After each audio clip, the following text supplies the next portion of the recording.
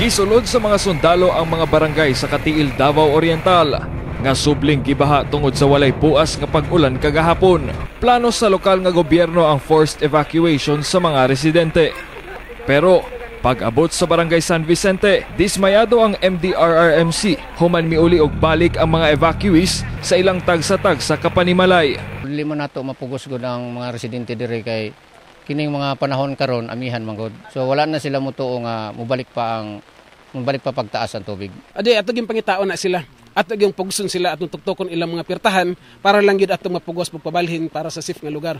Sanglit walay undang ang pag-ulan sa Katiil ug nagataas sab ang tubig sa mga sapa. Gironda gihapon sa mga sundalo ug mga personahe sa MDRRMC ang tibuok barangay San Vicente ug barangay Alegria. Diin puwersahang gipabakwit ang mga residente ngadto sa mga evacuation centers. Hinoon, wala na mibalibad ang mga residente nga alang nila para kini sa ilang kaayuhan.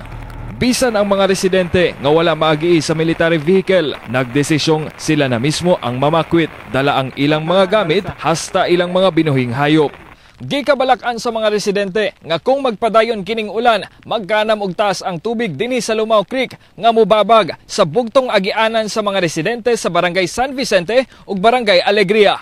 Kundi may mugawas dito, sigurado kuan mi. Di na mi kalusot. Okay. Tungod kay dako mangyud ang tubig ani. Wala naman mga kahoy karon nga giabtan sa bagyong Pablo. Wala na yung mga dagkong kahoy nakakuan sa tubig. So karon for the first history karon nagsuffer gyud mi ani nga flood karon. Sumala sa MDRRMC, kapin 500 ka pamilya na ang namakwit tungod sa baha nga gibahin sa mga evacuation centers. Ang Katiil Central Elementary School o Katiil National Agricultural High School.